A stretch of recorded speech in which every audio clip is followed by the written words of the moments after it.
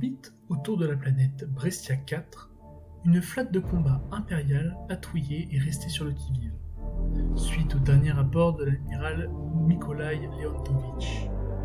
En effet, depuis cet incident, la réalité oscillait et semblait voiler par moments même les étoiles. L'astropage général envoya encore une fois, pour le 8e jour consécutif, un message aux forces du système voisin, afin de s'assurer que tout se déroulait normalement. Commodore, rien à faire. Le warp est trop agité. Je n'ai que des cacophonies. Attendez, j'entends quelque chose. Alors c'est vous les suivants. Merci de nous avoir guidés jusqu'ici. Que les festivités commencent. Semblant sortir des étoiles en une cacophonie psychique assourdissante, une bande lourdement armée d'empanchés drones s'élança, telle une meute de chiens sauvages, prêts à se repaître des habitants de la planète. Étant pris un petit peu par surprise, la flotte impériale n'était pas à portée de beaucoup d'armes. Aussi se contenta-t-elle de déverser toute la fureur du canon Nova de proue sur l'escadron de Slaughter qui venait juste de se matérialiser. Malheureusement, les Romu Warp dévièrent le tir à quelques kilomètres à peine des deux vaisseaux. C'était maintenant au tour du chaos. Le chaos fut loin d'être aussi clément, et les anciennes mais néanmoins rapides nefs s'élancèrent à travers le vide. Se mettant rapidement à portée de l'attraction de la planète, celle-ci put effectuer des manœuvres qui dépassaient l'entendement des flottes impériales, et se mit très rapidement à portée de tir. C'est là que nous allons nous amuser. Faites feu! Feu de toutes les armes! L'espace s'illuminait alors de quelques taches lumineuses, tandis que des obus de plusieurs centaines de mètres venaient déchirer l'escadron d'escorteurs, ainsi que la proue du fier navire qui se dressait devant eux. La riposte impériale était à l'image de ses dirigeants, brutale, efficace et extrêmement violente. À tous les navires, lâchez vos torpilles! Les puissantes salves à courte portée décimèrent la quasi-totalité de l'escadron d'iconoclastes. Mais ce n'était pas tout. En effet, le Murder, isolé du reste de la flotte chaotique, subit le courroux du puissant cuirassé impérial. Il tint, malgré tout bon, cessa se refermant au détriment de milliers d'esclaves, empêchant ainsi les dépressions dans les cages supérieures. Le flanc à l'est de la planète semblait impuissant face à l'avancée des Behemoth Renégats. C'est alors qu'elles apparurent sur les augures. Comme des météores, imprégnés de la fureur de l'empereur Dieu en personne, les torpilles du croiseur de classe gothique dévastèrent la coque du monstre qu'était le Répulsive en 3 points.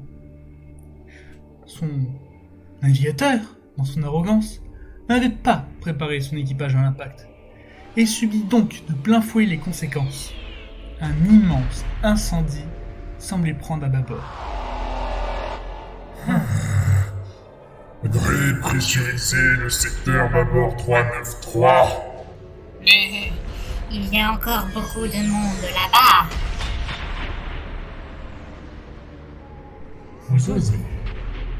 Vous osez me contredire. Peut-être préfériez-vous éteindre cette flamme avec votre propre sang. Je connais des camarades qui seraient ravis de peindre ces pans de vaisseau. Vous avez entendu? Dépressurisé! Face à une telle haine, une telle violence et de tels excès, les exploits de la Navy s'étouffaient aussi vite que les flammes qui dévoraient le Répulsive. De son côté, le Murder réussit, par une manœuvre habile, à éviter la puissante salve du Rétributor qui fondait alors sur lui. Il était encore parfaitement en état d'infliger de sérieux dommages, et ne comptait pas partir sans violence. Le chaos ne semblait pas ralentir. Le répulsive s'élança et aborda le gothique. Les guerriers génétiquement modifiés, anciens champions de l'empereur et gorgés de pouvoir impie, ne firent qu'une bouchée, plus ou moins littérale, de l'équipage impérial. L'épave du fier navire dérivait à présent et laissait derrière elle quelques débris, dans un silence majestueux dont seul l'espace connaissait la magie. Les deux flotteurs, eux, bombardaient lourdement le Dictator, qui peinait, malgré les ordres, à résister aux puissantes batteries démoniaques. C'est alors que les premiers bombardiers du chaos s'élançaient enfin hors du Styx, tel un essaim d'insectes furieux d'un nid haut en couleur. Il y avait auprès de ces nombreux bombardiers quelques chasseurs qui étaient là afin d'anticiper et d'intercepter les menaces qui pouvaient arriver. De son côté, le Murder semblait plus se débattre, tel un animal blessé. Mais il y avait en réalité une stratégie bien plus sombre que cela. En effet, il brouillait habilement les senseurs ennemis et les ralentissait, en tirant sur un maximum de cibles, afin de laisser un maximum d'impact en surchargeant les boucliers de l'ensemble des véhicules à côté de lui. Galvanisé par la puissance et la violence de l'acte du répulsive, l'iconoclaste survivant tenta à son tour d'aborder les deux escorteurs impériaux survivants. Il s'avéra qu'en réalité il subit à la place le destin du gothique et explosa alors que des charges à fusion explosaient en son sein. Le flanc est était perdu. Le Dictator, seul survivant, était quasiment à l'arrêt. Il était ralenti par de trop nombreuses choses, allant du pion impact à son désemparement. Les slotters se rapprochaient de lui, tel un banc de squales pourpres, pour la curer. La tactique du Murder s'avérait payante, car les vaisseaux impériaux peinèrent à se positionner convenablement. Il survécut donc aux salves impériales, malgré l'obstinence de son commandant de bord qui refusait de repasser en alerte impact. Son vaisseau, de flanc, était théoriquement suffisamment dur à toucher, et il comptait bien profiter de l'agilité de sa nef pour s'échapper de là. Alors que tout semblait aller au plus mal pour la Navy, l'artilleur principal du Dominator fit preuve d'une précision hors pair.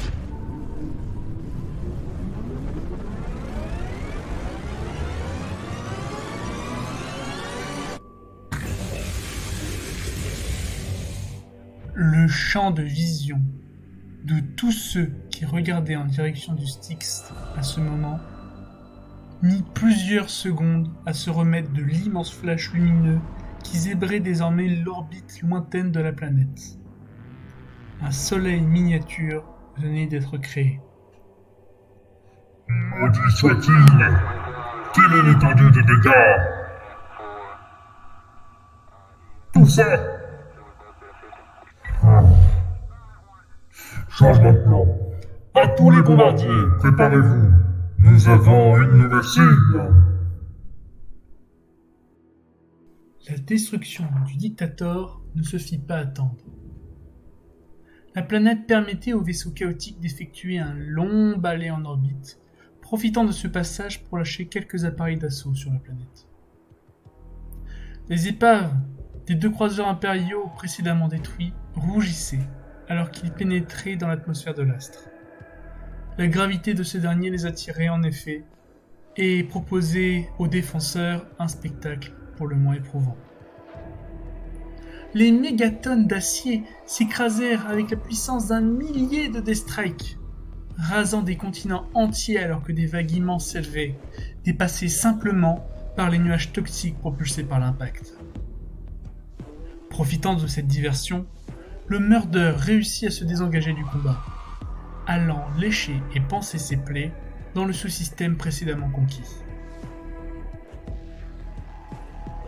S'ensuivit une course-poursuite d'un bout à l'autre de la planète, le Styx manœuvrant habilement afin de leurrer les lourds croiseurs impériaux vers sa position. Il ne fallut pas longtemps aux rapides croiseurs corrompus pour sortir de leur cachette. Et à présent, ils étaient dans le dos du Rétribution. Nul ne sait si le Commodore n'avait pas vu les vaisseaux, ou s'il se pensait à l'abri derrière les nombreux boucliers du puissant bâtiment. Toujours est-il qu'il ne fallut qu'une seule salve des 2 limiers infernaux pour changer drastiquement le cours de la bataille. Le cuirassé, alors verrouillé par les 2 nefs démoniaques, subit une telle pluie de macro-obus que ses boucliers ralentirent à peine la salve. Des 22 impacts recensés, 4 firent s'effondrer le champ réfracteur, qui se brisait alors comme une vitre, percuté de toutes parts. 11 autres impacts déchirèrent la coque du fier vaisseau, et l'un d'entre eux explosa la salle des machines. La réaction en chaîne, qui en suivit, désintégra totalement le vaisseau mère du sous-système.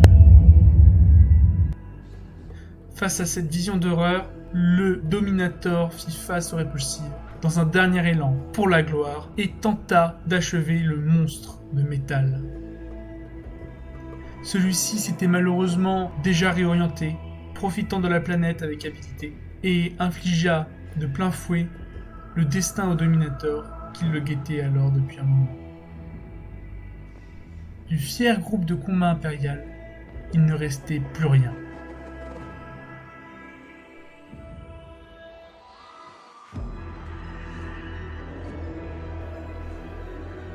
Merci à vous d'avoir regardé cette vidéo. J'espère qu'elle vous aura plu. Si c'est le cas, j'essaierai de continuer sur ce format en modifiant un petit peu quelques petites choses et en essayant d'affiner mon travail. Je suis très content si c'est le cas et que ça vous a plu. Donc maintenant, on va pouvoir passer au petit débrief. Et bien, la partie a été très amusante. C'était une partie de reprise pour un joueur qui jouait du coup concrètement avant ma naissance, quand le jeu sortait. Et ça lui a fait plaisir de reprendre, de redécouvrir les tableaux à l'ancienne des Game Workshop. On devait tourner les pages toutes les 3 actions pour essayer de se souvenir de ce qu'on devait faire. En ce qui me concerne, je me suis beaucoup amusé. C'était très sympa, il y avait de très jolis décors. Merci beaucoup à CAF d'avoir fourni ces magnifiques décors pour la table. Et d'avoir accepté de jouer contre moi. Au plaisir de rejouer avec une flotte peinte et les bons socles, ça sera encore mieux. Et voilà. Pour ce qui est des conditions de victoire, si je puis dire, eh bien, alors je fais ça bien après, parce que c'est un peu du temps à monter, bien après la partie, donc malheureusement CAF n'est plus là pour faire le petit débrief avec moi. Ça a été une partie intéressante, un petit peu tendue au début, mais une fois que les sauteurs se sont mis à portée et que le répulsif a réussi son abordage, c'était assez tendu pour la Navy de remonter. J'ai eu beaucoup de chance sur les premières salves de torpilles, de les tanker comme ça. Ce qui fait que le score final est de 107 points pour la Navy, car j'ai perdu mes 3 iconoclastes, donc 90 points. Et je me suis enfui avec mon Murder qui n'était pas encore désemparé, donc pour 17 points, une valeur de 10% des points maximum, donc un total de 107 points pour la Navy. Tandis que moi de mon côté, j'ai éliminé les 1155 points entiers de la Navy. Donc c'est une victoire pour le chaos, mais bien sûr c'est à charge de revanche et ce sera avec plaisir que j'affronterai CAF. Pour le prochain rapport de bataille, je ne sais pas encore ce que je vous mijote, mais ça viendra. Restez connectés et abonnez-vous si ça vous a plu. Salut!